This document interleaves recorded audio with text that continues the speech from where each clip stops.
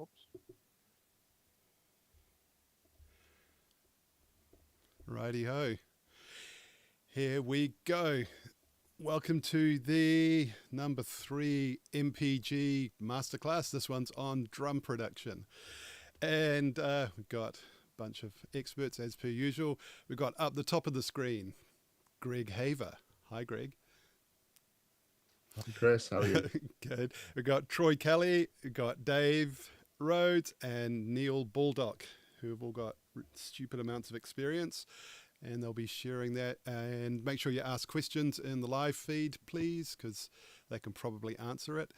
We've got some prize giveaways as per usual tonight, thanks to our sponsors, Melda Production. We've got Drum Leveler, which is a cool plugin, so go check that out. We'll drop it in the feed, or you can check it out later. Shure have given us a set of Ionic 40 headphones, which are worth about $500. So yeah, get engaged on the chat and all that, and we'll draw that at the end. And Rhodes have given us a swag pack as well. So yeah, it's quite a lot of cool things. So as I said, this one's about drum production and all things drums, and I'll get everyone to give a bit of an intro. We'll start with Greg as one of the founders of MPG and super knowledgeable chatty man. So Greg, tell us about yourself and drums. I'm going to be not chatty now. You said I'm all chatty, so it's yeah. I'm Greg Haver. I'm a music producer. Started my career as a drummer, actually. So that would have been late 70s. First time I was in the studio as a musician, and worked as a session drummer really throughout most of the 80s and early 90s, and then sort of started spending so much time in studios. I kind of was enjoying the process of recording, so I just thought engineering and production was a kind of way I wanted to go to sort of have some longevity career-wise. So I started kind of delving into production. A lot of drummers of my generation started to embrace electronics, and so it was kind of only a small step really, and from into programming and production. So yeah. So although I still play drums quite a bit on records that I produce, it's something that I don't think ever really goes away, but it means that, getting drum sounds up, working with drums and working with drummers is always an enjoyable part. So it's really good to be with such a experienced group of luminaries talking about it. Hopefully we'll learn something as well as everyone who's watching as well. Cool. Who wants to go next? Do you want to tag someone in, Greg? I reckon Troy. Cool. Because he's always so quiet and reserved. I'll put him on the spot. Thanks, Greg. Yeah, definitely a pleasure to be here. Thank you so much. And it is, I'm going to be listening to this as much as the next person. So yeah, thank you very much. So I've been recording drums since the 90s, since pretty much high school. I was lucky enough to, at high school, we had a fantastic little 8-track studio. So I got the bug all the way back then. I have recorded drums in every possible room you could imagine, from bedrooms, bathrooms, lounges, recording studios, you name it. As a teenager, we'd find anywhere to set up and make some noise. About 2005, I decided I would make this a bit of a career and started my own commercial studio. And this afternoon, I just did some rough numbers for this, and I reckon I've probably recorded about 700 drum kits. And I'm pretty sure Greg and Neil and Dave will probably be up there too. So when you think about it like that, you're like, yeah, I've made a lot of mistakes. I've learned a little bit along the way, and it's a bit of fun. In the last few years, like last decade, I've sort of started to hone in on what I really enjoy doing, which is the heavy and the real heavy stuff. So um, I've been lucky to work with a lot of New Zealand's really good and up and coming heavy music, especially when it comes to drums. Lots of people come to me to record drums and then they'll take it home and finish it off. So yeah, it's been really amazing. A key moment for me for recording drums would be, and I thought this would be a real good treat for this forum, is because I grew up in the 90s. Uh, One of the most amazing moments for me was the first time I ever got to go to York Street and record drums and hear for real the sound that I used to just thrash with me and my mates from Tom Larkin's drums on Killjoy and Ian Jones on Supergroove's Traction. So it was an amazing experience to go there and watch the engineer push up the drum mics and be like, whoa, that's what I've been trying to do for 10 years. So yeah, so that's my sort of drum journey. Cool. Who are you going to tag in, Troy? Oh, sorry, tagging. I'll go to Dave. Kia ora. Hello, everybody. Awesome to be here with these legends. So yeah, I'm a producer, engineer, and also a drummer. I've been playing drums since I was in high school, and I think I got a cassette 4-track back then and started recording the drums from back then as well. So my drumming and recording journey has kind of gone in parallel up until probably about 20 years ago, where I started playing less drums and doing more recording. I currently, so I worked in studios in Auckland ever since I finished studying at SAE in about 96. And then in 2019, I moved back to Whitianga, where I grew up, and built a studio here. So this is where I'm sitting right now. And I still travel up to Auckland all the time for recording sessions, and then I bring a lot of stuff back here for mixing, and also track stuff here if the band's on a lower budget and they need somewhere out of town to go to do something a bit more interesting. Just been, I guess, as a drummer, you're just always focused on the drums and how you can possibly get a new sound or a different sound or a specific sound that someone's after. So drums are fun. They're the best. I guess what have I been up to recently? I spent a big chunk of this year working on a new Devilskin album, which came out recently and went to #1 in the album charts last week. So that's pretty freaking awesome. But yeah, always working on something, usually rock and metal these days. I've recorded all sorts of things over the years, but I tend to, probably like Troy, tend to be working on the rock and metal stuff a lot more these days, because those bands tend to have real drummers, which is the thing. Cool. I think that's kind of me. Cool. So your turn, Neil. Oh, tag in. Okay. Yep. Okay. My name's Neil. I've been engineering in the Auckland thing since about 1990, which makes me very old. Started at Air Force Studios, was at the beginning of Revolve Studios, the beginning of Roundhead Studios. Both studios almost as an operations manager and head engineer. Grew up on tape machines, so we didn't have the luxury of computers.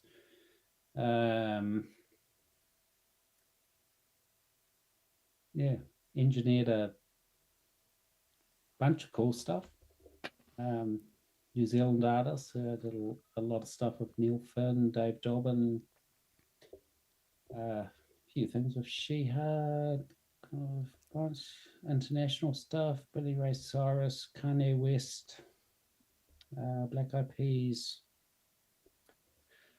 Lots of random stuff. I would say that recording live bands with live drums all in the same room is my favorite thing to do. It's kind of what gets me off. It's just like having that live interaction of musicians all playing together. That's my jam.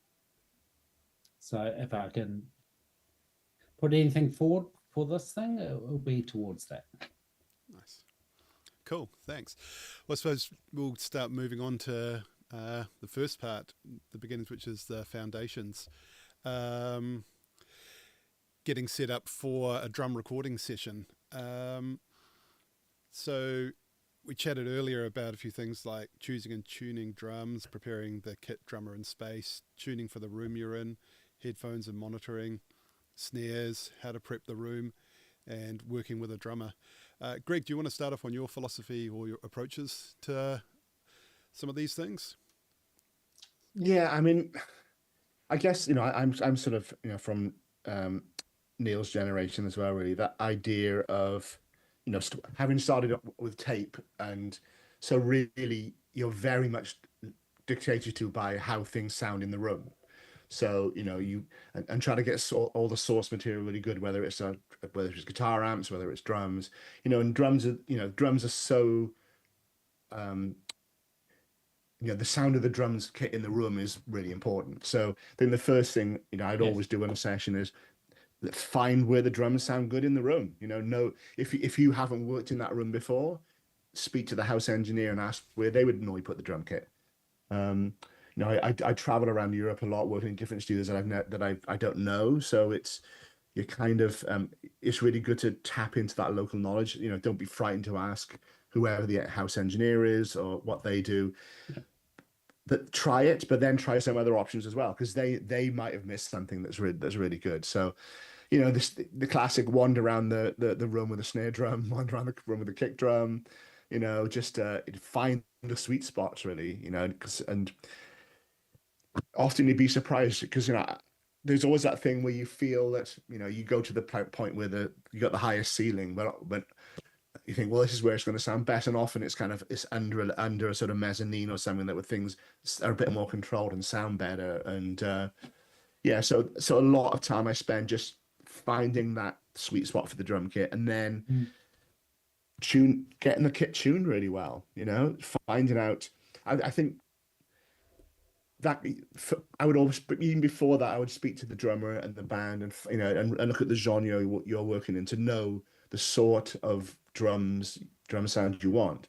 There's no good if you want a big open sort of John Bonham thing, go into like a really small dry room. You really need to choose your studios where you would find a room that you feel at least give you a fighting chance to get that sort of sound. And then just set the kit up, sit by the drummer and get them to play and see how it sounds. Find out, walk around, see where some good mic positions would be, for the room mics. If I'm playing on a session, I kind of know what I want to hear with the drums. I know where I want to go tuning wise. So it's like what I'm presenting to whoever's engineering when I'm playing. They said, this is how I hear it. So, use this as a starting point and then go from there. So just working with that source material and spending the time, if it's really good discipline for all engineers and producers to know how to tune a drum kit. I have no doubt that everybody on this panel knows how to tune a drum kit really well. So, but it's an art and it takes a while, and you're very much at the mercy, put new heads on the drums, make it, unless you want it to sound like old heads, just always make informed decisions about what you're doing and why you're doing it.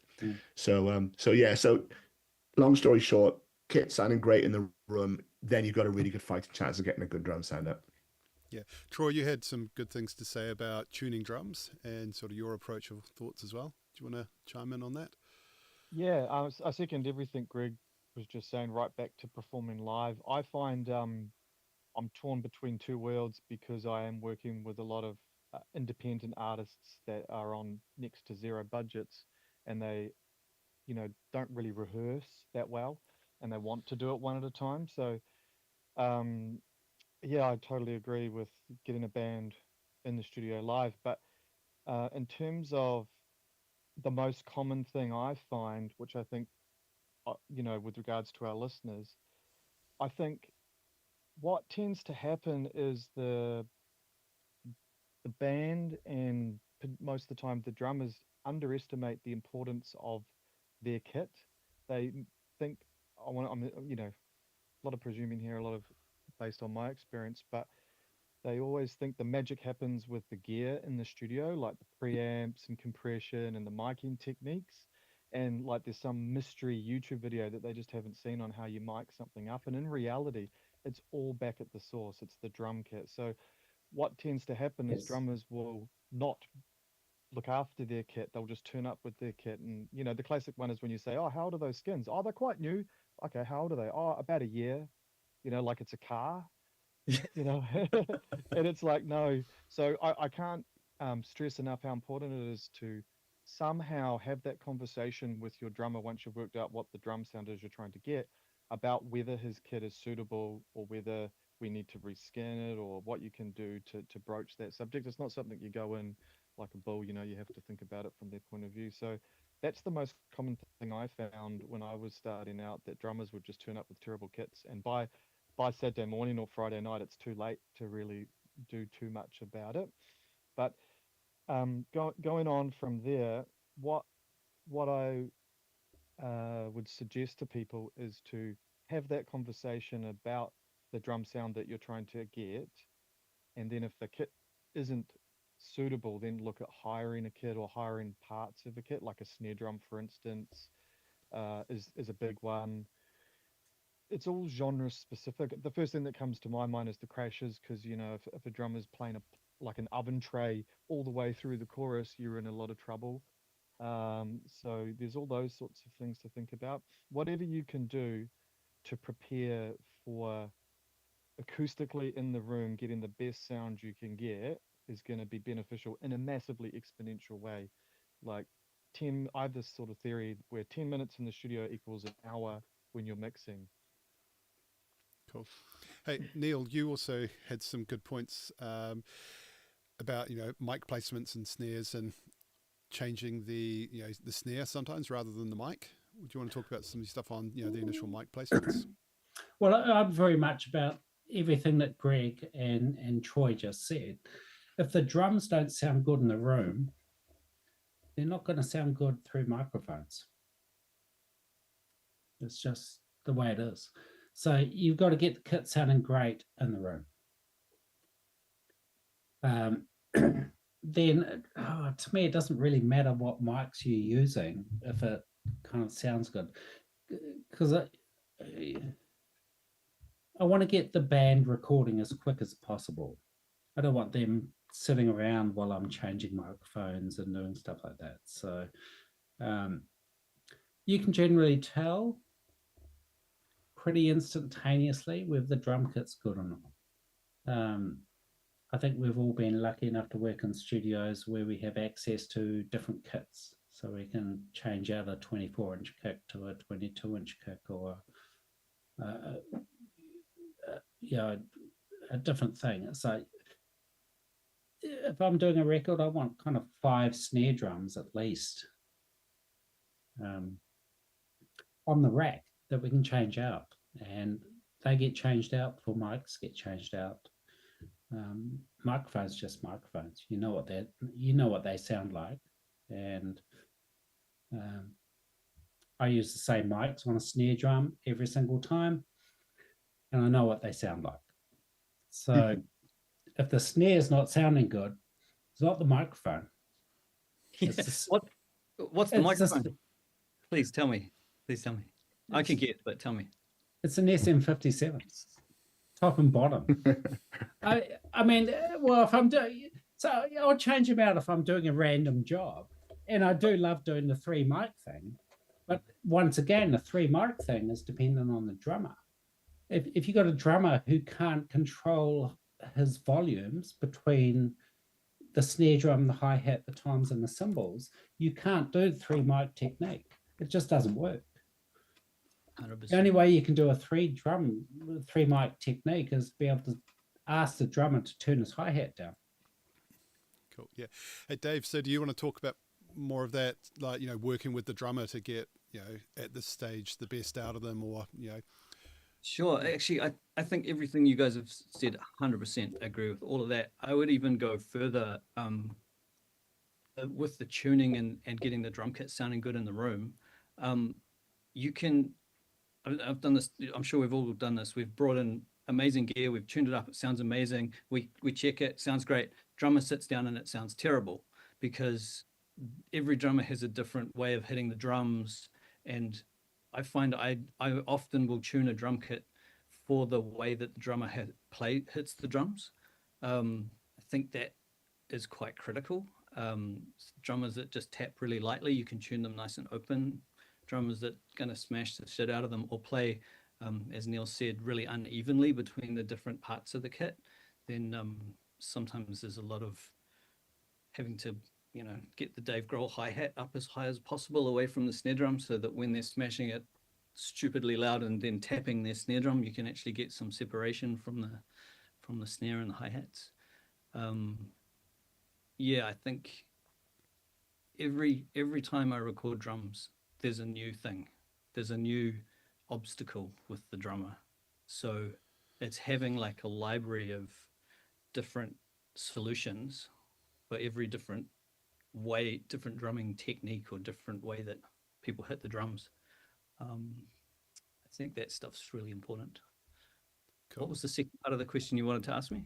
What was it? No, it's just about building relationships with the drummers, I suppose. So just the psychology as well Yeah, when they come so into the room first. I find that that needs to start long before they come in the room, because I'll start talking to them as we all do with pre-production. We'll talk to them about what they want the drums to sound like, and they send me songs they like or drum sounds they like.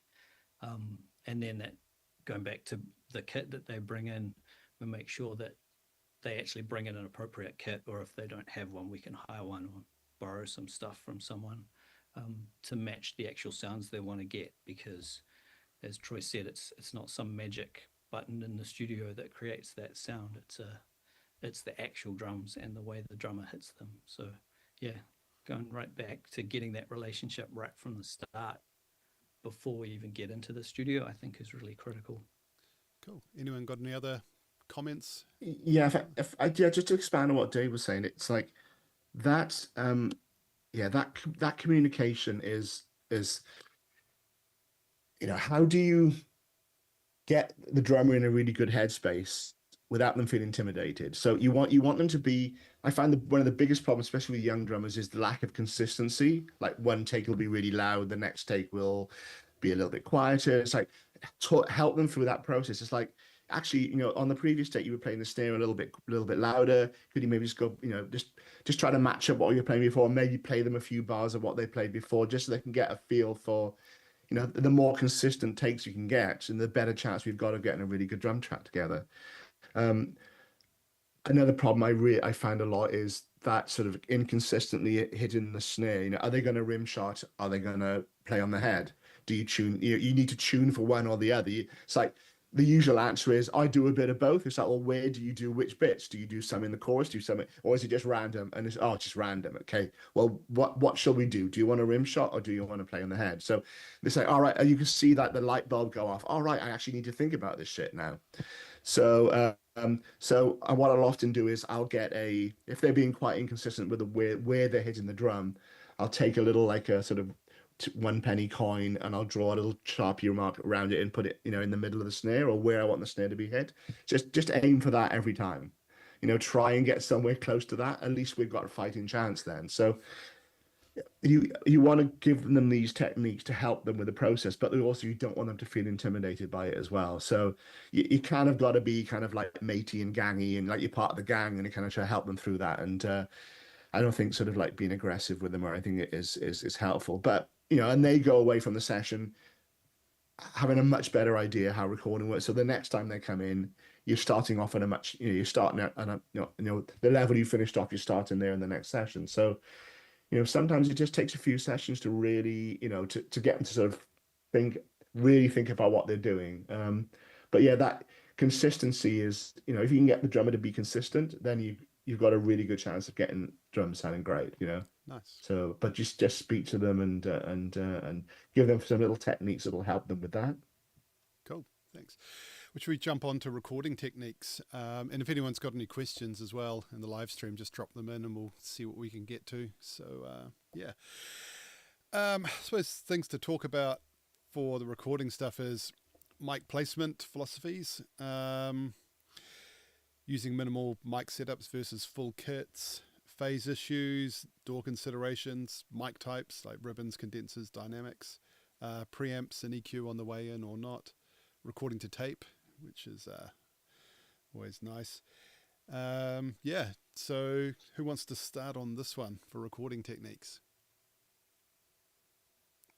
Dave. Yeah. All right.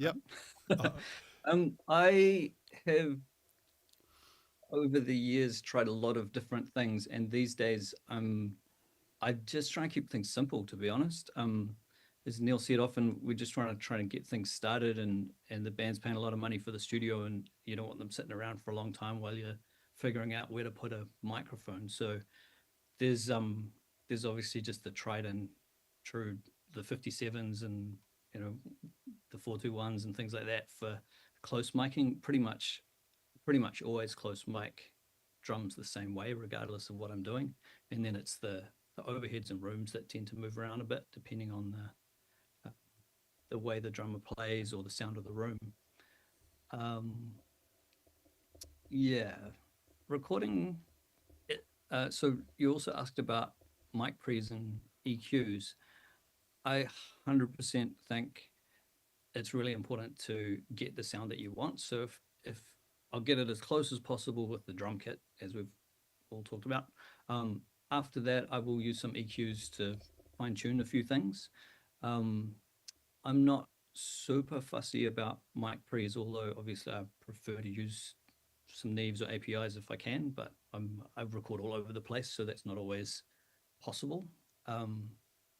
But yeah, being able to EQ a little bit is really critical, I think.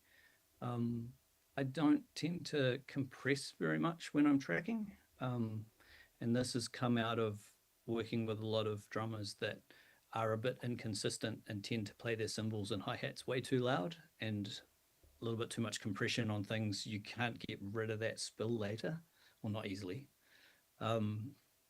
So I tend to, I will compress a little bit, maybe on some close mics or maybe smash a room just for fun. But I tend to save that stuff till mixing. I'm pretty light-handed on that.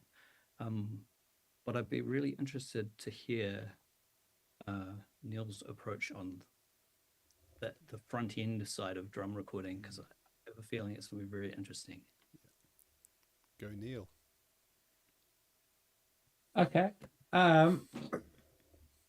My general approach is you have a snare drum here, you hit it, the sound waves go down, the bottom end comes out the edge. Microphones are like ears. If you're out at a nightclub and someone's yelling directly in your ear, it hurts. But if they yell side on to your ear, you can hear them, but it doesn't hurt. And that's the way I approach microphones. If that's my snare drum top, I will generally have my mic facing that way because the sound pressure is not pushing the capsule back to the end of its life. Then if I want some more bottom end, I can tilt it down and move it towards the edge of the drum or whatever like that. So mine is kind of a little bit theoretical, but it's kind of set up that same with a tom. You point it that way if you want a bit more click, pull it back if you want a bit more bottom. And that's just kind of second nature to me now after a bunch of years.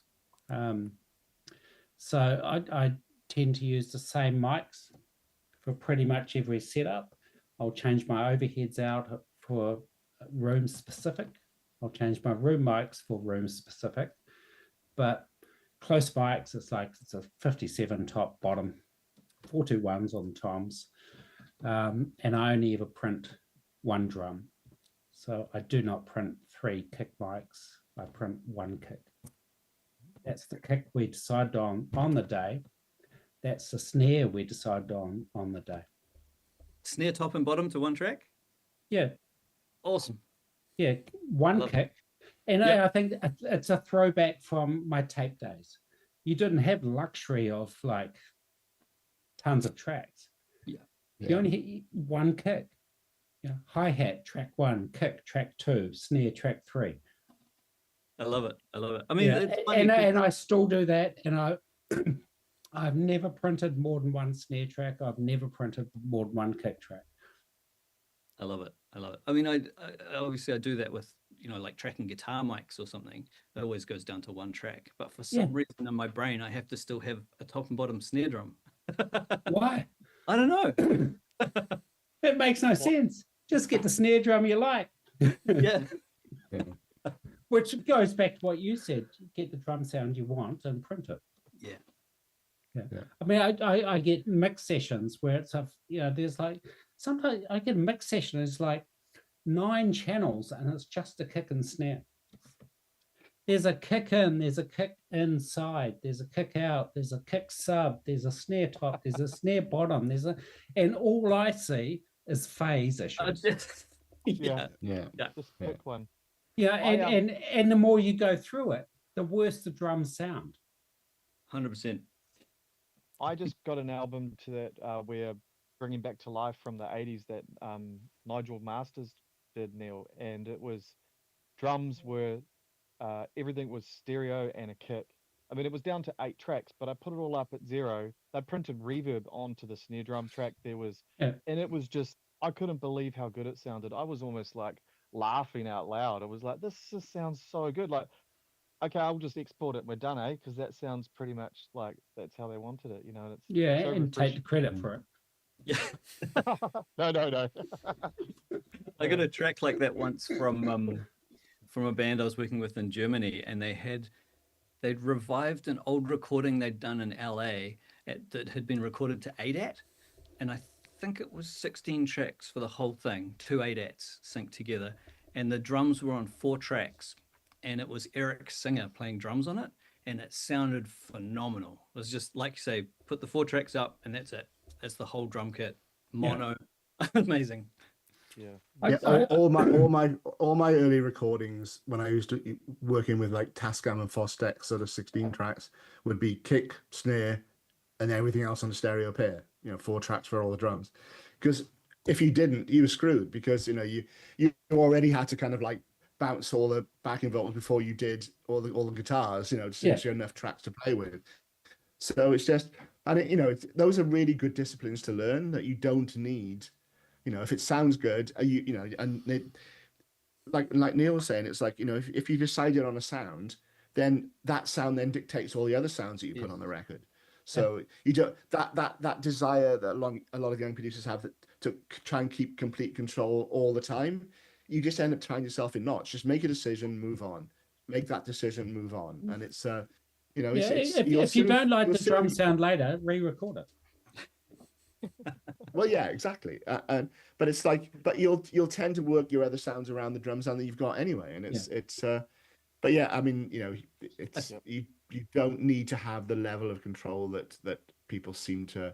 It's that unlimited amount of doors, tracks on doors that just, I find it's more of a hindrance. I mean, I'm sure we've all been in a position where we've got tracks to mix, and it's like, why are there 280 tracks?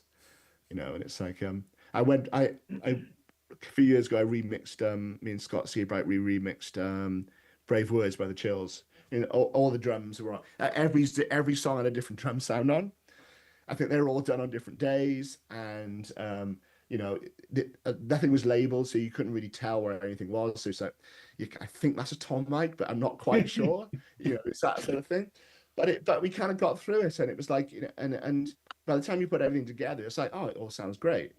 Another example I had was, I was at the Rolling Stones exhibition in Melbourne a few years ago, and it was like, they had like 4-track versions, like guitar, bass, drums on one track, and you can mix tracks yourself.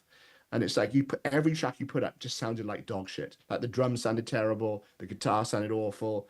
You put all 4 together, it just sounded amazing. Yeah. It's like, context is everything, and it's so easy to go down the rabbit hole with drum sounds, when all you need to do, the way Neil works, of just, if everyone's playing together, you let a lot of stuff go by, because it's how it works together as a whole. It's not about how that's the individual parts work. It's how does it work as a whole. We don't listen to music isolated. We listen to it as a body of work. So I think if you can communicate that to your artists, then that's a big part of it. So when I'm setting up a drum sound, I will never get the drummer to sit there and hit the kick drum for 10 minutes. I get the drummer to play the drums, play your song, and I get my kick sound with the overheads on, the rooms on, everything's on. And so I do records where I don't know if I've ever listened to the kick drum. I love it. Just don't care. It sounded great when we were recording. Yeah. I think really important point, the context as well. So for the people who do record multiple microphones and spend a long time fiddling over minute details, I think having a really good demo. So if you're tracking with to guides that are pre-recorded from a demo, having a demo that sounds roughly like what you want the finished thing to sound like, so that when you're listening to those drum sounds and you're getting the drum sounds, you're actually listening to them in context of how you want them to be when they're finished, not just some random, oh, you know, this kick sounds huge, it's amazing, but then you hear it I've in actually context that doesn't fit. started doing some projects where we do the drums last, which has been amazing. Mm-hmm. You know, because the artist just this is the way the artist works. They write the songs, they do all the parts to some programmed drums, and then we replace the drums. That was pretty amazing. Somebody brought up earlier about talking to the band drummers about the sort of drum sound they want, and I'm sure we've all been in that position where the one that always springs to mind for me is like a band will always come in. I want that Foo Fighters drum sound. I want that Foo Fighters drum sound. And so you put a Foo Fighters track on and go, these drums sound absolutely fucking terrible. And it's like, yeah, it sounded much better in my head. It's like, it's the vibe that they're into. They're chasing the vibe. They're not chasing the sound. It's the way that Grohl plays the drums. It's the way, Aotearoa plays the drums. It's the energy. It's all those other things. It's not really about the sound itself, but in their mind, oh, that Foo Fighters sound, it's got a great drum sound. And every time I've done it, it's like, God, it doesn't sound that great. Yeah. No. But you're right. the track sounds amazing, It's the energy. Yeah. Everything about drums is the energy. Yeah. It's I'd just like to just take it back just a second. I've got something here with regards to the original question with the mic placement philosophies and experimenting. I was just going to say, I think there's a time and a place, and I'm pretty sure all you guys will agree on this, that when you're recording, it's not really a time to experiment. You've really got to do what everyone said and just do what you know is going to work.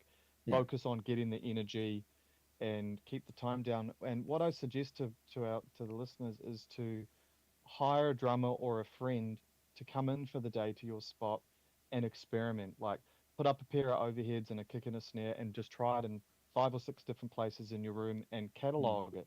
Do the same with kick drums, swap the mics out and just do some experiments. Hard to do if you're paying $1,800 a day for a studio.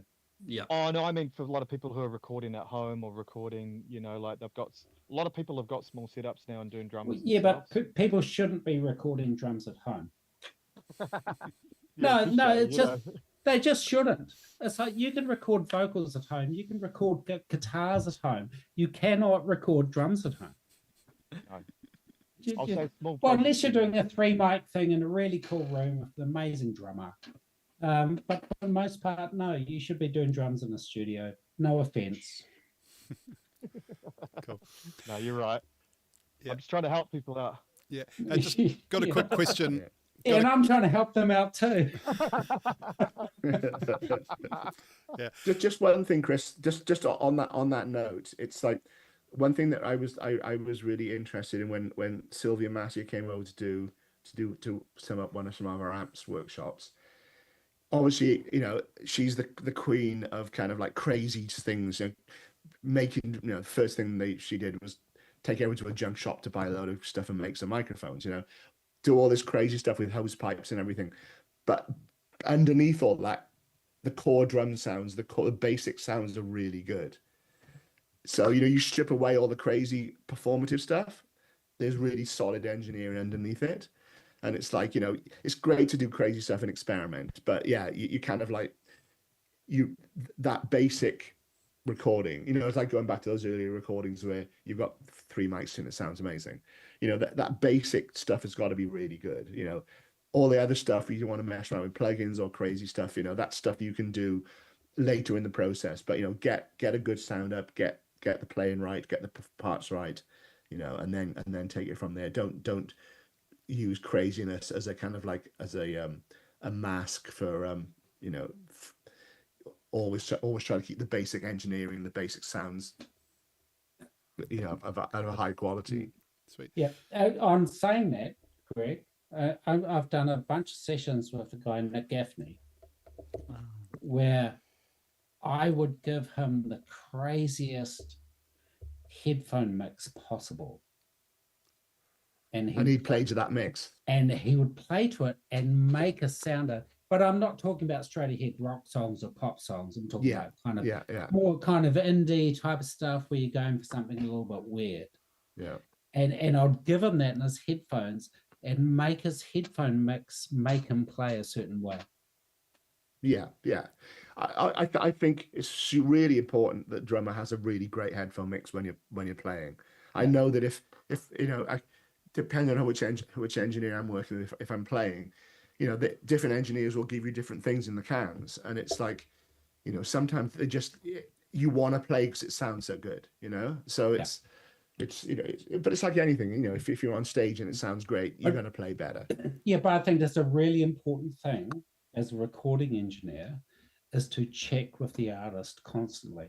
How are your headphones? Yeah. Yep. What do you need? Yeah. What do you need to Totally, hear more of? What do you want more room? Do you need more hat? Do you need more Yeah. that? Do you want more crazy? Do you want more? And I think that's a really big key in getting performance is Yeah. having the musicians hear what they need to hear and having them in a space where they can see each other and kind of work. That's my Oh yeah, line of sight's way underrated. I'm always trying to find studios where you've got really good line of sight for everybody. yeah. So it's even if all you're keeping is the drums, even if you just, you know, because musicians are used to playing in a room together. You know, they're used to being in, you know, in a rehearsal room.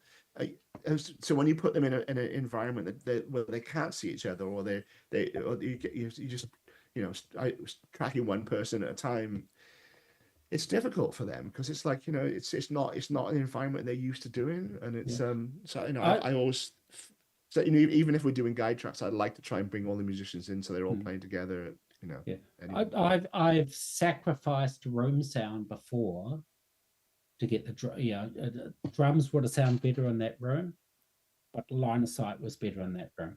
So I'd sacrificed that for the performance. Yeah.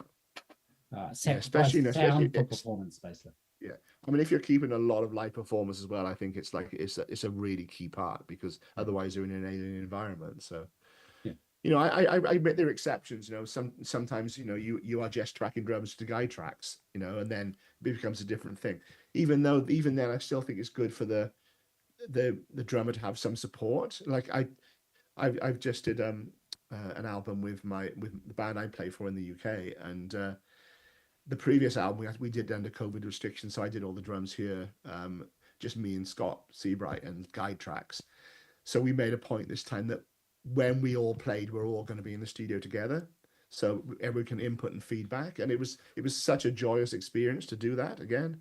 You know, where all your mates are sitting in the studio, and you can kind of like, you know, you feel the energy, and they're getting excited, then it makes you more excited. And you know, I think that those interactions are really important, and I think the drummers sometimes get neglected in that because they're kind of the first cab off the rank. So I think it's important for, you know, for their psyche that they're in a good headspace, and, you know, however you do that, you know, you need to find ways to do that, even if it's just them in there tracking on their own. Cool. I've just got a question from Matt. He'd like to see who would like to answer it. It's good. Speaking of phase, where does everyone like the center of the overheads to sit? I tend to like the focus to be just off the edge of the snare. Who wants to talk about overheads and phase? I reckon it's a Troy thing. Yeah. Okay. It sounds like a Troy question. Yeah. I've got a thing, but you go. Oh, Troy. you go first, Neil, and then I'll try and fill in any gaps. My things, I take a mic cable and I put it on the middle of the snare, and I put it on left overhead and right overhead, and I want them to be the same. The kick's always going to be a little bit offset, but that's life. 100%. I do the exact same thing. Yeah. Yeah, I it depends on the genre a little bit for me. Like if it's metal and you know there's going to be you're going to be doing some supplements, I will try and make the snare down the middle, like dead center. And it does end up looking like your hi-hat microphone is quite off to the side. But the thing to remember with microphones is you don't have to have the source directly under the microphone. It can be off to the edge of the pattern. It'll still get it. You can use plugins like there's a free plugin called Mongoose, which will mono everything below a certain frequency, so that will pull your snare and your kick drum back down to the middle if you're a little bit off. But yeah, I'm down to numbers these days. I'm somewhere between 900 and 1200 usually for getting that equilateral triangle that Neil just described.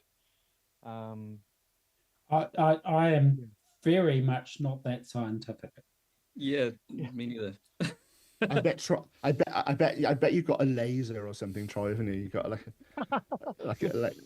Yeah. some sort of I'm some looking sort of over on laser.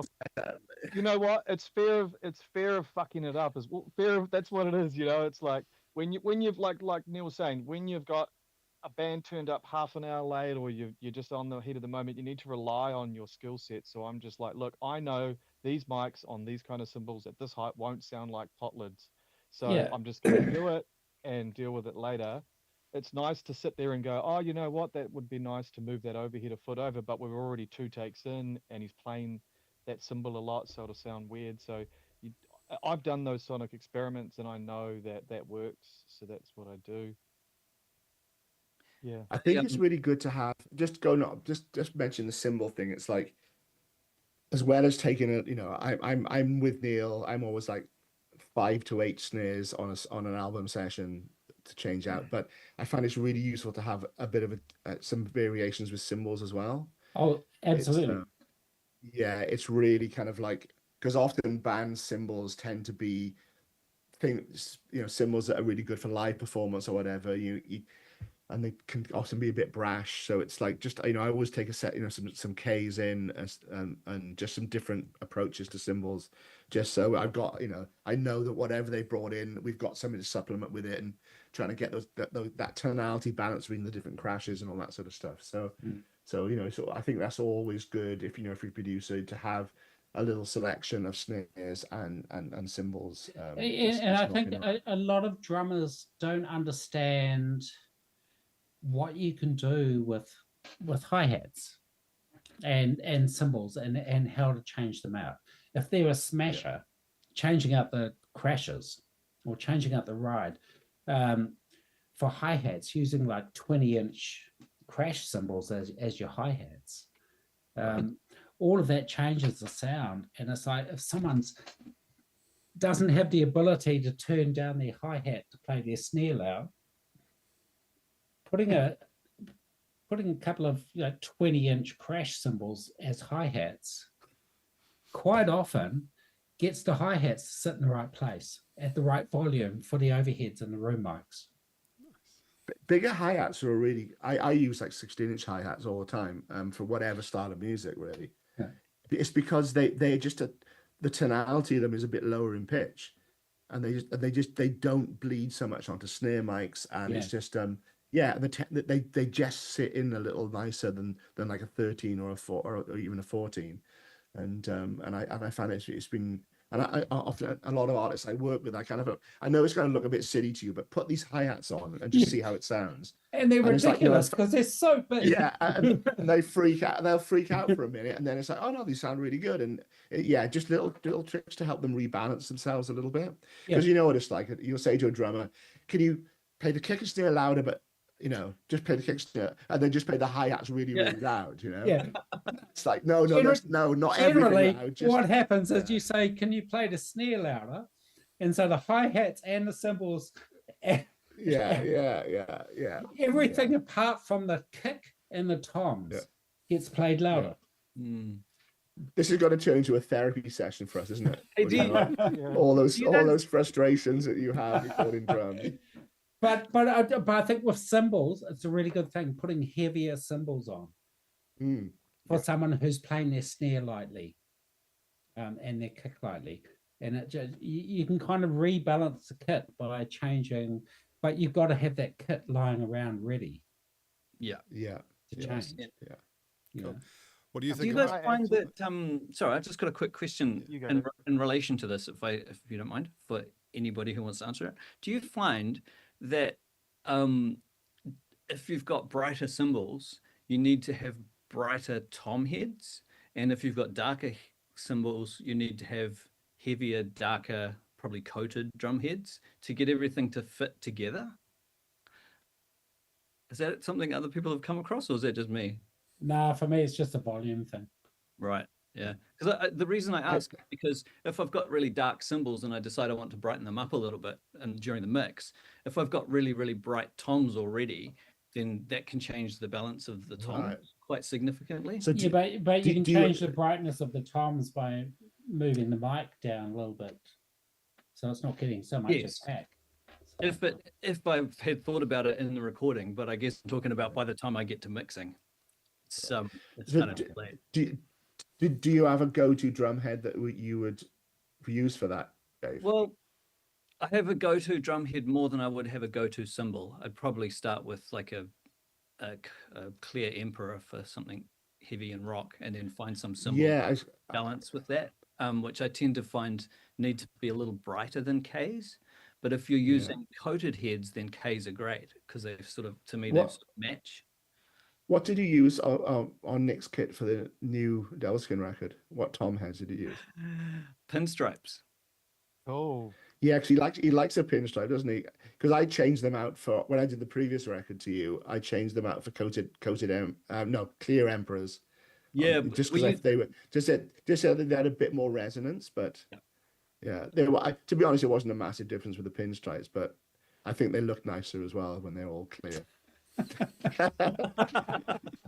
Yeah, we used clear Emperors on the EP as well. Right. Generally, clear Emperors are my go-to for any kind of heavy rock thing, and then some drummers just for whatever reason have a particular brand they like. So if they've something else, those clear Emperors they'll last forever as well. That's right. Yeah. Well, see, I love coated.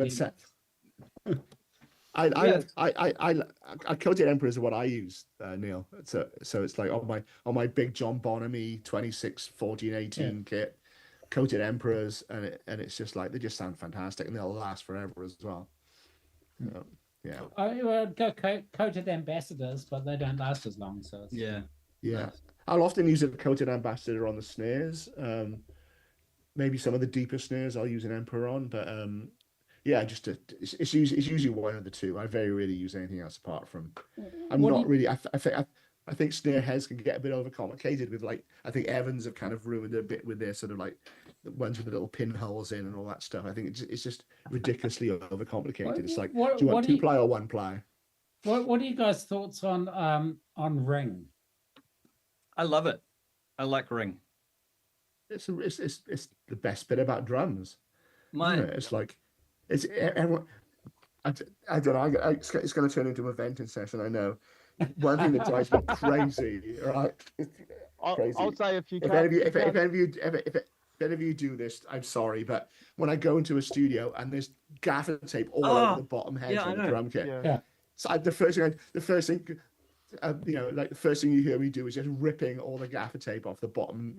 That just let them ring. It's like if you can't cope with it, you shouldn't be in the studio. It's like let the drums ring. They're meant to resonate. That's what drums do. It's just too much gaffer tape on everything. It just sounds dead. Just don't do it. Put the gaffer tape away. And just was that true? Whether you can. I was just going to say it comes down to whether you can tune or not. Usually people that put heaps of gaffer on the drum kit can't tune it. And the amount of times I've said to people, the note comes from the bottom head, So if you're gaffering it up, there's going to be no note. You might as well play the table. Yeah. Do you want to talk about tuning drums as well? Can I jump in there with tuning? Yeah. I used to hire Hamish Jackson at Roundhead Studios to come in and tune the drums. You'd work out really quickly whether the drummer could tune the drums or not. If he couldn't, don't piss around. Hire someone to come in and tune the drums for the drummer. Yeah, and you tune into the key of the song as well. What are your thoughts on that? No, I was never that smart. Yeah, Troy, you do that. Troy? I do, but that's typically because when you're doing the metal stuff, that's kind of what you do. But I would suggest to people, if they're serious about recording drum kits and becoming a whiz at recording drum kits, you want to learn, whether it's a little bit or in depth, how to tune drums, because you want to be able to at least communicate with the tuner about what you're trying to achieve, and you need a little bit of knowledge to know that. Whether you pay someone to do it is really up to the budget. So I would consider taking that path to learn how to tune. But I yeah, when you and going back to the ring thing, this relates to tuning as well. Like if you're going to have a nice open snare drum with a ring, you do need to know what that note is, because you don't want to end up in a situation where it's like a semitone, or it's not quite a note and it's rubbing.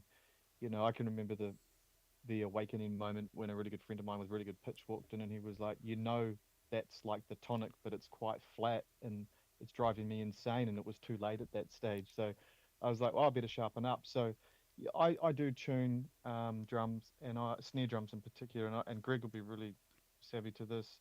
I've worked out what notes sound best open on particular drums. So, Yeah. like an E is fantastic and a D is fantastic on a 5-inch Black Beauty. And, you just kind of work out the notes. So when someone plays a track that they want it to sound like, and you think, I think that's this drum or this size, and you get it out and you bang it, and they're like, yeah, that's it. So I think it's a journey that if you're serious to get on with drums, this is going to be part of the journey. I mean, every drum's got a range where it works really well. The tuning, it'll sound open. It'll sound, it so it doesn't sound choked. It doesn't sound too flabby. But I think you need to be careful with floor toms. I'll often pitch the floor tom to the kind of fundamental.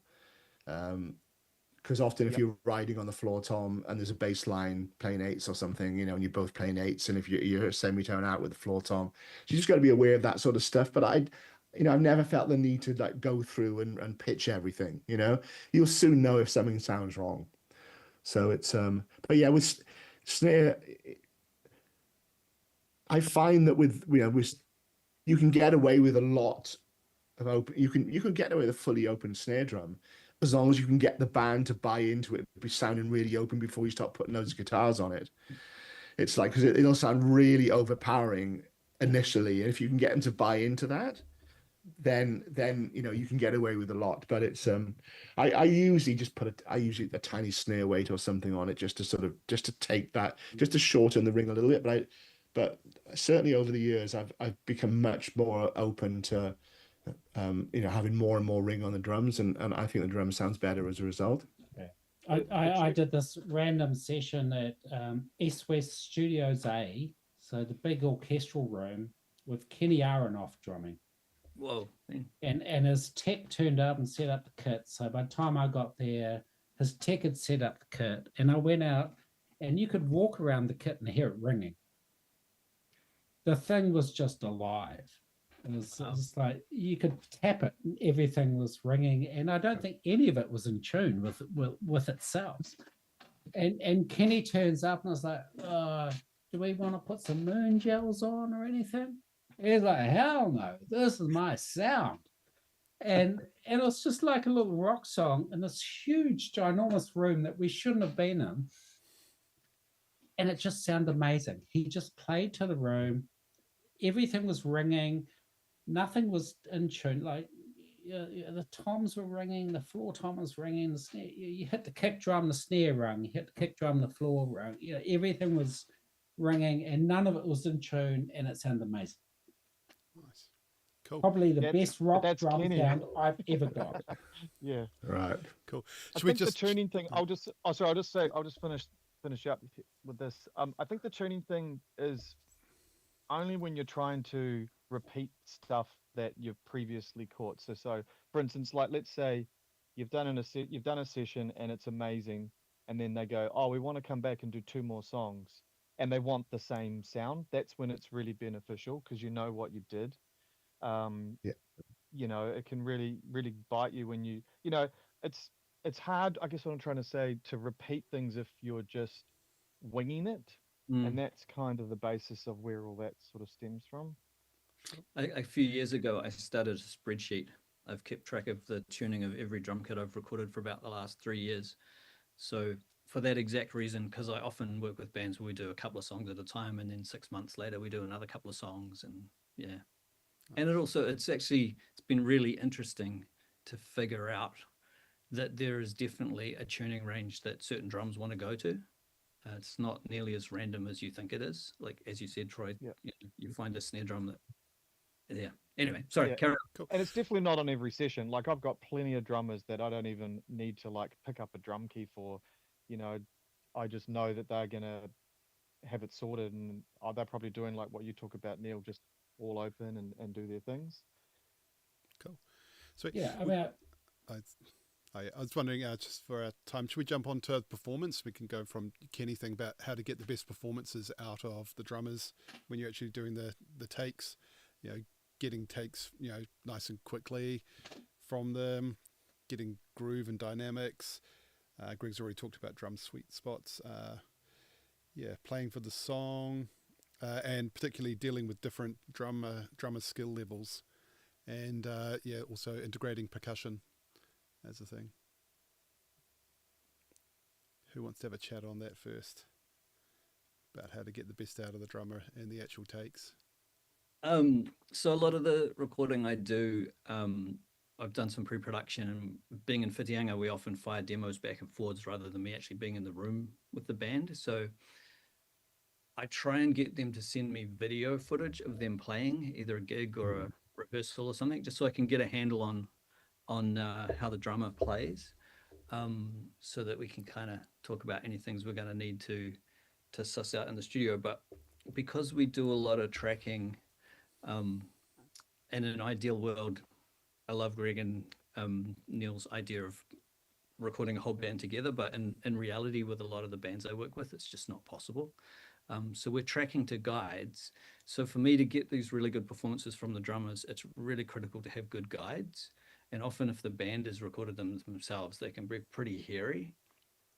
So I'll often take their guides and spend a bit of time tidying them up, time stretching and quantizing and whatever needs to be done to get a decent mix, so that the drummer's got something to play with that feels really, really good. And as Greg was saying, it's great to have the band, even if they're not playing, but here, so that they can give the drummer some feedback and bounce ideas around and stuff. But yeah, having them something they can play with that's really inspiring, I think, is really important, and that they can hear all the parts. So if they're trying to groove with a bass guitar or something, that the bass guitar is actually recorded well enough that they can hear it properly and play with it. Those are things that I try and do. I think Dave's thing about the about recording videos, it's really useful to have if you haven't got a chance to do a lot of pre-production, because I still with a lot of artists in Europe, and so it's like, look, just send me a video of rehearsal, so at least before we get into, because my pre-production needs to be the day before, or a couple of days before, because that's the only time we're in the same country. So it'll be, send me don't worry about, just put an iPhone up, video the rehearsal for me. And it's like, it's so useful to see how the drummer and the bass player interact, where we're gonna, what we're gonna do, sort of, drum kit wise, how the drummer likes to play. Is he left-handed? Is he right-handed? All these little things that you need to know, that they're useful information for you to have. And one of the things that I try to get drummers to focus on, that often is a problem, is like making sure that things connect properly. That, the kick and snare, if the kick and snare are playing on the same beat, that they connect properly. If, if the hi-hat and the snare, how do they connect? Is the hi-hat always late? Or is it kind of like randomly late and ahead and behind? And so it's like really try to get them to try and realize that the way the drums connect with each other is really important, and get them to focus on that before we even get to the studio. So it's just little things that they might not have thought about. And it also has a psychological thing where they realize that you're really engaging with what they're doing, and you've really focused on the way that they play and what they're trying to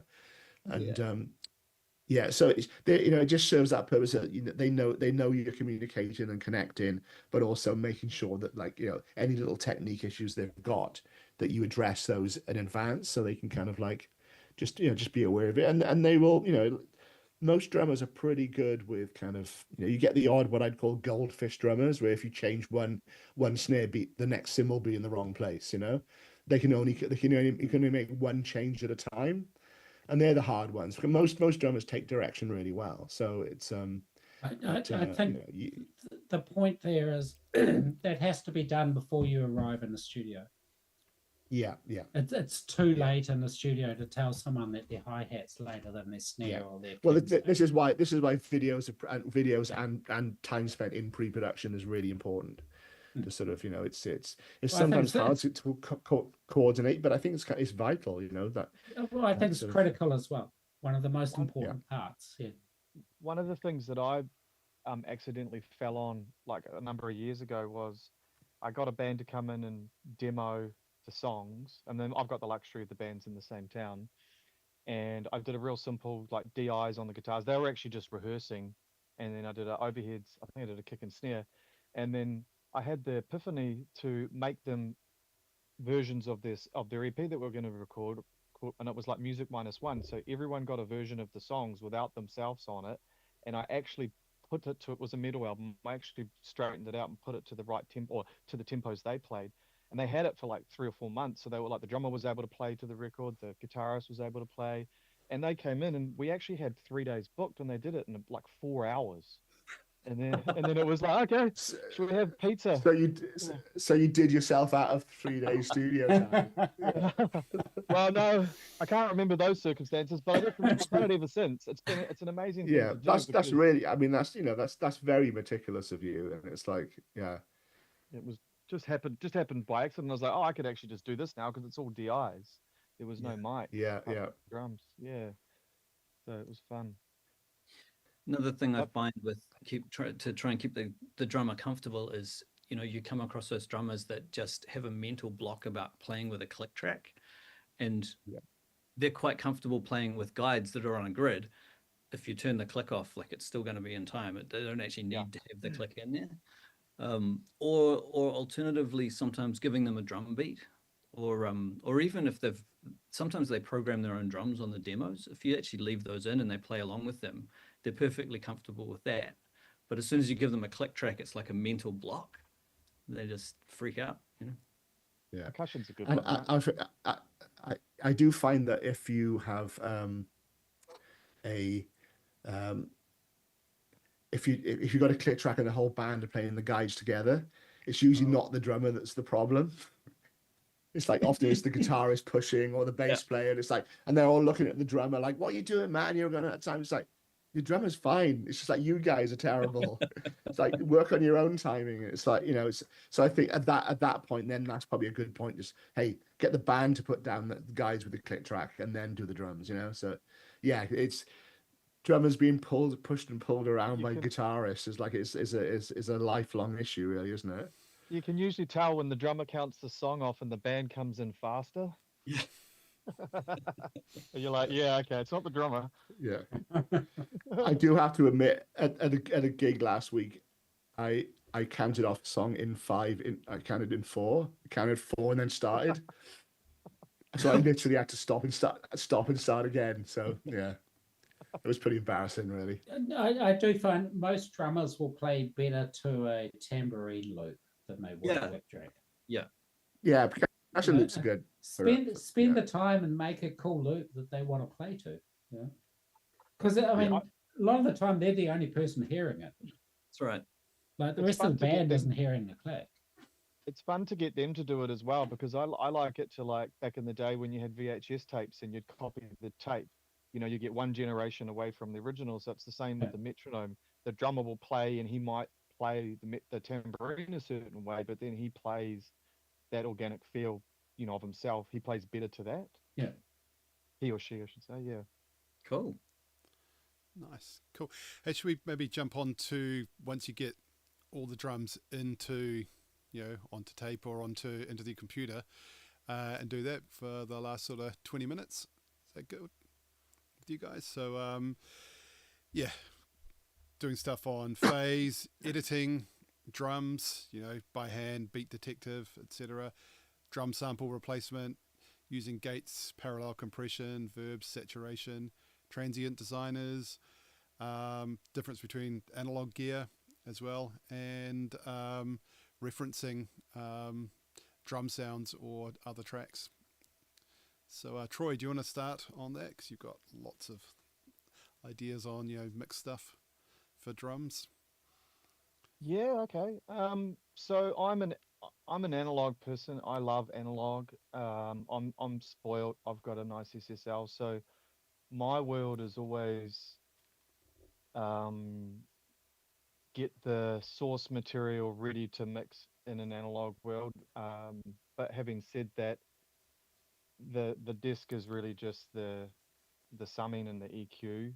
I still mix a lot in the box as well, obviously, because it's such a more convenient thing to do. Um, but is there any specific area? I mean, that's quite a broad range of suggestions there, Chris. Is there anything in specific you'd like to talk about? Which we talk about editing drums when they come in the first place, and how much you guys, or how you guys approach that, whether you're using editing by hand, Beat Detective, or also phase aligning plugins, things like that. We've got a question about that from Natana. Well, I'll start with the editing, and if you want. I definitely avoid editing at all costs. At all costs, absolutely at all costs. It is just like a nightmare, and I always say to the drummer, we're going to edit this like with Beat Detective. You've got to kiss goodbye cymbal sound, because you cannot get, if you're moving beats around using Beat Detective to put handles over and create sound that wasn't there, because things were early in MP3 from like 2001. So that's one of the like plenty of reasons that I'm sure Neil and Greg would have for not editing drums. So I'm always like, okay, what is the problem in the room? Or not problem, how can we address this? Can we take a break? Is it too fast? What is the situation? Like, what as a producer have I potentially missed, to try and correct the situation? Sometimes it's actually just move on, just do a different song, and come back to that song. It's everything that you can do to avoid it. But when you do, if it's not metal, I will try really, really hard to take sections, like a verse, or full sections. I'm not. It's just such a so much to lose when you get into the nitty gritty of editing down to, like, should we say, quarter notes or bars. It's like you don't realize how bad it is until you listen to the record like 6 months later, and it doesn't connect with you. It doesn't really make you move. It doesn't make you dance. It just sounds like music's going past you. It's like it's more of an emotive thing, is what I'm trying to explain, that when you do something real, and it goes back to what we started about at the very start of this session, that when you play live, it does make you move. It does make you feel connected, versus when you phone something in and chop it all up, and it ends up just sounding like a bunch of typewriters making noise at the end of the day. So avoid it at all costs. Pass it over to I was privileged enough to work with a guy called Jim Scott when I was based in LA. He's a 7-time Grammy Award winner. Super lovely guy. And the band would finish takes, and it's just before everyone went home at the end of the day, he'd say, "You can change 2 things. You want to move that snare there forward or back? Yeah. 2 things before we go home, or before we put the song to bed." And people would come in, they'd have 50 things they wanted to change, but they'd just pick the 2 that they could do. And the next day they'd come in, couldn't remember any of the other 50 things. Just sounded great, because you watch people come in, they get so focused on these intricate little details that no one's ever going to hear, or no one's going to care about. But if you fix them, you're actually going to start just editing away the feel of the take. And eventually you just end up with a Beat Detective track that's just perfectly in time, soulless. Might as well have programmed it and overdubbed some cymbals. think you have to do it to really understand how bad it is. You know, when you've done it a few times and then you listen to it, you realize. So it's one of those sorts of things. Yeah, how I mean, bad it is. have you guys all had that feeling where you've finished tracking and you're really excited, and then a couple of days later, yeah, it's all been beat detected and put into time. You know, really thought it sounded really more exciting the other day. You've just edited out the soul. So I have something to say about this. Oh no, this is going to be controversial.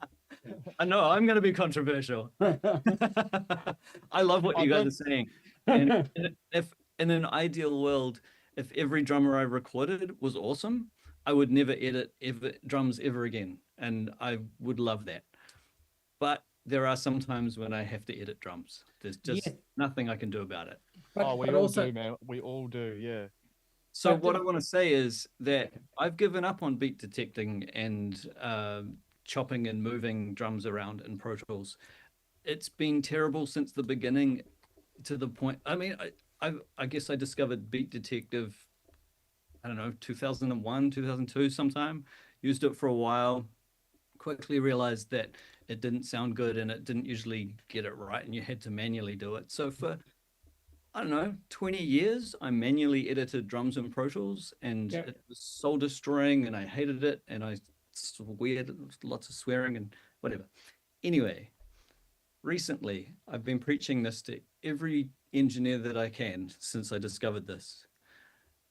In Luna, which is a free audio workstation made by Universal Audio, it's free. They have the best time stretching algorithm I've ever heard for multi-tracked drums. So I know you've probably tried using Elastic Audio on a multi-track drum kit. It sounds freaking terrible. Everything goes out of phase. The transients disappear. It's a waste of time. So they've actually got it right in Luna. And to the point where it's now faster for me to take my drums from Pro Tools, throw them into Luna. They've got it's basically like quantizing, but you can set an amount. So it's time stretching, but it doesn't fuck up the transients, doesn't mess up the phase, no matter how many drum mics I've got going. But you don't have to put it on the grid. You can do 5%. You know, you can just pull it closer to the grid, or you can go over a section that's particularly out and just pull that a bit closer. Well, so you can do that in Beat Detective. I know, but it's terrible. It's like Troy was saying with the chopping everything up. You know, you end up with that sort of choppy cymbal, especially on rooms. They get quite choppy sounding. But at least Beat Detective isn't time stretching. But this is the thing. I would have end up with two of the same sound. You know, you end up with a cymbal that happens twice. So I would have 100% agreed with you, Neil, up until a couple of years ago, because I tried it in Pro Tools and I tried it in Logic, and I've heard it from other DAWs, and every time stretching thing I ever heard sounded absolutely terrible. Yeah. But seriously, check out Luna. Elastic Audio is not phase accurate. Like that's a definite. No, it's shocking. No, I tried Elastic Audio once about 5 years ago. I've never used it. Yeah, it's terrible. It makes no sense. It's like if you're time stretching, you're changing what I recorded. Yes. Whereas at least Beat Detective was just moving what I recorded. Well, for me, it's actually changing it less by time stretching, because if I need to make the gap between two hits bigger, it's keeping all of the ambience. Because as soon as you're time stretching, you're changing the tone. But it doesn't change the tone because the algorithm is good. I believe it does change the tone with Elastic Audio, though.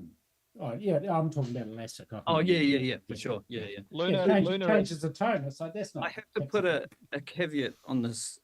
As much as I'm singing the praises of the Luna, it's buggy as hell and it crashes all the time. So it's just like Pro Tools, really.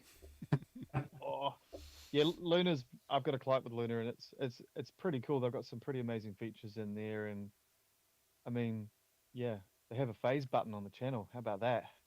You know, the other thing I love about it is that all of the shortcuts are the same as Pro Tools, so there's no learning curve. You just straight away you've got all the shortcuts. It's great, and you look real good. Yeah. But I don't use it for anything else. I literally put my drums in there, do the edit, put them back in Pro Tools. and that's faster. I can, what would have taken me potentially a couple of hours of manual, painful editing, I can probably move it and bring it back in half an hour. But Thoughts on that, Greg? Sorry? I want to hear Greg.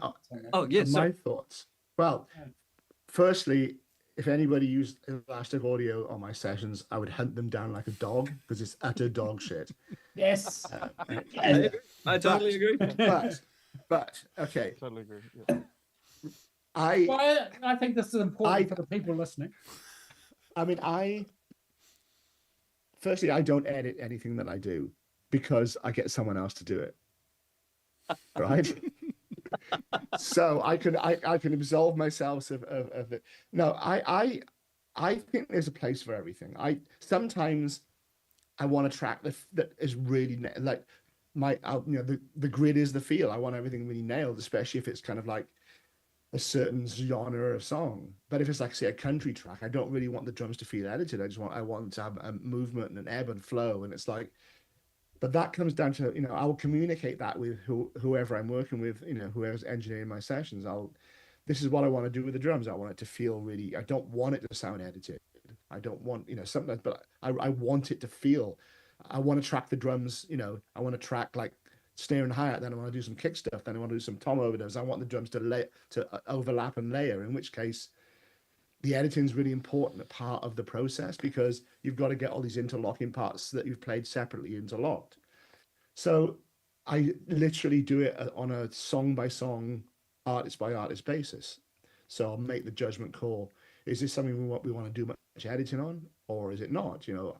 And what level of editing do we want to do? So I don't really have an issue with it. I'm not a fan of Beat Detective. It's like, I think it should be, I'm with Dave's old way of doing it by hand. I think it's, you don't need to move everything. Yeah. If I play a drum track, I would expect most kicks and snares to be in the right place, with a level of feel because I've been playing for 47 years or something. So it's like, I know how I want the drums to sound. And it's like, and the fact that I don't worry too much if something is a little bit edited or not edited at all, because it'll ultimately you're tracking to what, everyone else is tracking to what you give them. But I'm flexible with it because I don't mind sometimes if things are edited, but also sometimes I don't want it edited. So I think you can make a musical judgment call on it. And it seemed, it's worked for me, and I've never really had any issues with it. I think when I first got Pro Tools, I would over edit things because you had the ability to do it, so you did it. So it's like tuning vocals. I don't really like having tuned vocals. I certainly don't want to hear vocals being tuned. So it's like I like any technology to be transparent. I don't want to hear it. I just want it to do its job and not be noticeable. And if that's the balance I always try to find. Cool. Does that answer the question? Yeah. Yes. Cool. It's got another. So does that make me an outlier with everyone else? But No, I totally agree. No, it's Totally it's the way important. I see it as well. It is Yeah, totally cool. dependent on the genre. Like if I have a technical death metal band come in, I know that we're going to be beat detecting the earth out of this thing. So I'll be capturing the cymbals in a certain way that it can handle the process. You approach it by the genre, like Greg said. yeah, I think there's there's a lot of real fast double kick stuff and everything. I think that it benefits from a little bit of help. So it's although I'm certainly Don't get me started on double kicks. Don't get me started. Yeah, I'll let you youngsters do all the rock records from now on. I'm happy doing a bit of medium paced country and a little bit of progressive rock these days. So it's a whole day a song usually. Yeah. Hey, we've had questions as well about drum replacement. Thoughts on that? So who wants to? Dave, do you want to talk about? 100%. I will use it if I need it. I like to blend samples that are of the drums I've recorded so that they're sort of invisible.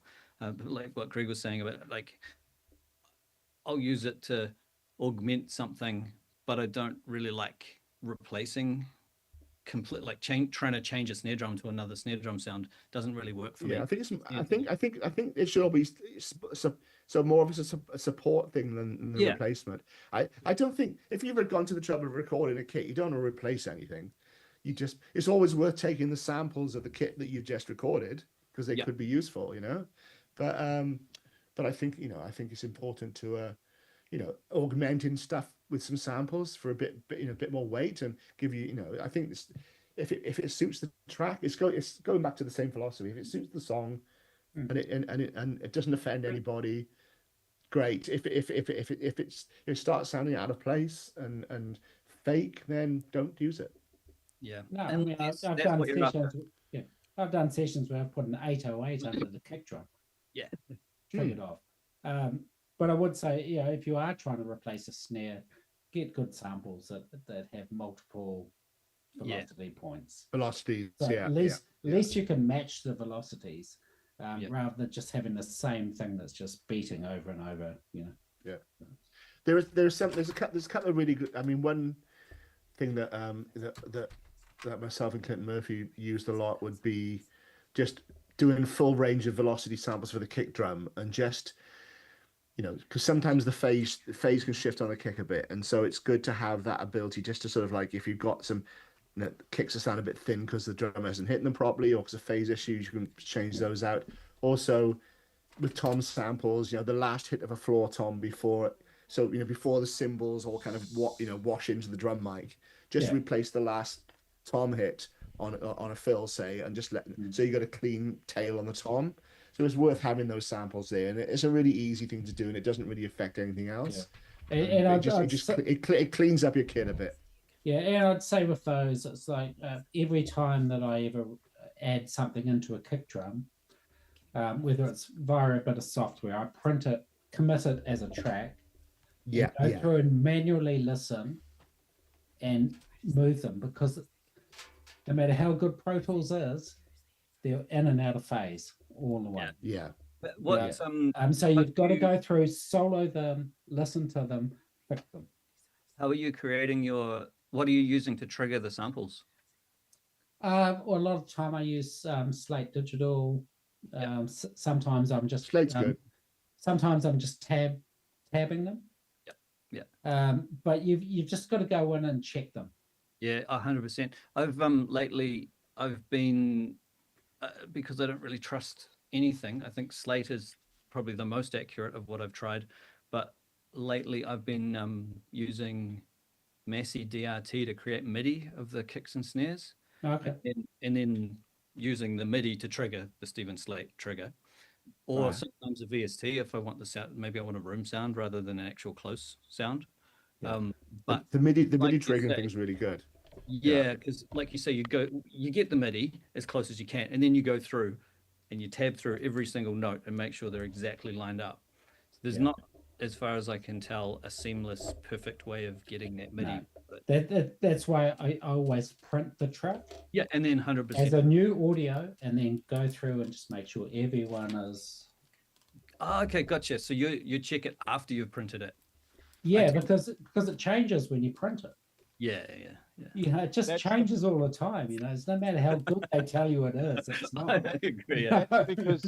That's because it's a round robin. So if you say you play a bar, the way that trigger works is it won't play the same sample on, say, beat 1. It'll use one of up to potentially 8, depending on how many velocities there are. So it is critical to print it and then drag it back in and check it for phase, just because of the way the round robin situation works. Yeah, because when you're listening to the song, it's like, well, why is that kick drum disappeared on beat 3 of that chorus, Or why does the snare sound thin on that beat, The really good thing with doing MIDI too is that if a drummer, and Greg, don't hate me too much for this, if a drummer doesn't quite articulate a fill correctly or a certain way, you can change which beat you're accenting. Like if you want to lead with the left hand, not the right hand, you can change that.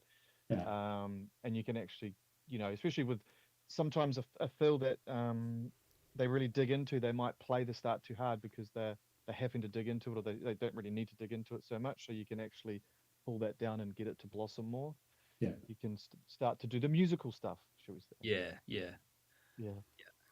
Chris, can I just propose a question a second quickly? while we've got four of us here, there's a really important question we need to discuss with drums.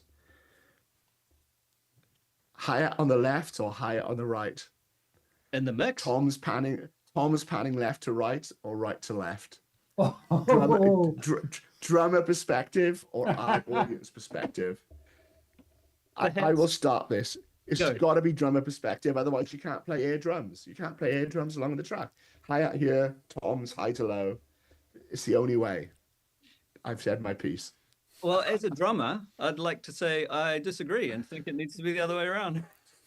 Because it's the great people question of listen life, to isn't the it? mix from the audience. They're not standing behind the band. Fuck make a music the video. audience, Dave. Nah, sorry. Okay, I'm going to jump in here. Okay, so I had this argument with Tom Larkin when I was recording Hard, right? Right. And he was like, his entire argument was based on Phil Collins and the Air Tonight. Right. Okay. He's like, argument. When they do that, they go bum bum bum bum bum bum bum bum. And I'm like, yeah, but when I'm standing in the audience, he goes bum bum bum bum bum bum bum bum. And I also had this argument with some people in New York in about 1996 at the AES show. And they said, where do you put your toms? And I said, in the middle. And I literally do. My tom width comes from my overheads, and sometimes they're left, sometimes they're right. But my close tom mics, pretty much in the middle. Because I think it's weird hearing toms be far left and far right. Right, yeah. If you're standing, I agree with that. If you're standing in the you audience, yeah, your toms are in the middle. Yeah. They're right there with the kick and snare. Well, your high tom is your floor tom slightly offset, so you could, that's how I would hear it. But and I'll put my floor tom just slightly off, just to get down the way of the kick. I'm just crushed that Dave, another drummer, would actually pan his drums the wrong way. You know why I started doing it? Because starting out, I'm playing devil's advocate here, Dave. Don't worry. No, go. I'll keep. We can go. Yeah, man. What changed this for me was one of the first songs I ever recorded that had a music video made for it, and I panned it drummer's perspective, and I saw it on TV in front of the whole world, and the toms panned the wrong way, and I was like, oh no. Right. Oh, okay. Dad, you got to do a video mix. You got to do a video right. mix. So don't pan your toms. Okay, I'll chime in here. You're both right, because I think that when you're playing, if it's a technical drum part, you want to be drummer's perspective all day long. But when you want to get an epically big rock sound or something that's got some decay on the snare, when you're playing on top of the kit, it doesn't sound to me right when it's like a big epic sound. You want to be out the front to really get that big epic sound. So that's the point for me when I change over. So I'd say 85% drummer's perspective, 15% audience. Nice. It really depends on that. Sorry, Greg, I can't go all the way. Oh no! I did co-produce an album with another producer, and every morning he would come in and change the drum pan, and then I'd come back in and change it back. I love that. It's like it's yeah. But the in the air tonight thing's interesting because Phil Collins is a left-handed drummer, so it would be that good way, point. wouldn't it? Oh right, Yeah. If it's drummer's perspective, it would be. Yeah, but if you're air drumming, you're going to do it from there. You're going to do it that way. Yeah. Okay. Doesn't matter if you're left-handed or right-handed. Can I tell you a really funny story real quick? I know Chris is trying to chime in, but I on the left to right thing, I remember setting up when I was young for a drum kit, and the drummer didn't come, so someone else just did a bit of a sound check, and we did hi-hats on the left. And then on the Saturday morning, the drummer turned up and he was left-handed. To move everything over. So it was a complete waste of time. But no one bothered to tell me. Yeah. It's why videos are good. Yeah. iPhone videos. Yeah. Yeah. Sorry, This Chris. is way before that. I knew if I brought that up, that would open up a can of worms. It was a great one to open up, that's for sure. Yeah. Hey, we're just going to call it time now because we've hit 9 o'clock. And thanks heaps for all your wisdom, guys. We're going to just remind everyone to join the MPG so you can get extra help. You can get mentoring, you get access to contracts, so you can be a producer or engineer and get your points looked after, session release contracts for session musicians, all sorts of other prizes. But yeah, mentoring, Greg can help you sometimes on our Mix Assist thing, or I can. Got a few other people. What else we got? Huia. This is Huia as well, who's been doing the modding. And we've got some prizes to give away as well. So I'm going to tag in with Huia. Just come right in. I had the hard job of having to go through all the list, which was quite big. So 33 people registered tonight to watch. So thanks, guys. It was really helpful and really cool. And the winner of these dope Shure headphones, which I would have liked to keep, but I believe I'm not allowed to because we're not supposed to do that kind of thing because it's dodgy, is a person called, I'm not going to say his, Ryan. His name is Ryan. He's in the chat. He's been chatting away. Ryan, I would like to say Roger. Does that sound right? Ryan Roger. I know, but ragged, we don't say things very nicely here, but I would say Roger. Ryan Raggett. Woo! Oh, woo! Oh, very good. And then we got some plugins from Melda, drum leveler, I believe. And the winner of that one is Neil's one favourite. for Dan, aka Nitana, because he big ups lots of times. And Tyler Burke as well for one of those drum levelers. And we have to do the swag pack because there's a big list, and we'll probably random draw that one. So we'll pop that Can I up just say onto something the quick? socials probably tomorrow because I got to go to Japan on Saturday, and tomorrow's my last day. Thanks, guys. Looked Awesome, funny. thank you. Couldn't hear it, but looked great. I just want to say one very, very quick thing. Yep. That Melda production, Drum leveler. I'm not familiar with their drum leveler, Yeah. but I use a plugin of theirs called M Melda Align, I think it's called. It's basically the same as the Sound Radix phase aligning Auto plugin. align. So, yeah, what's it called? Auto align. Auto Align, yeah. M Auto Align is the name of the Melda production version. It's brilliant. It's really, really good.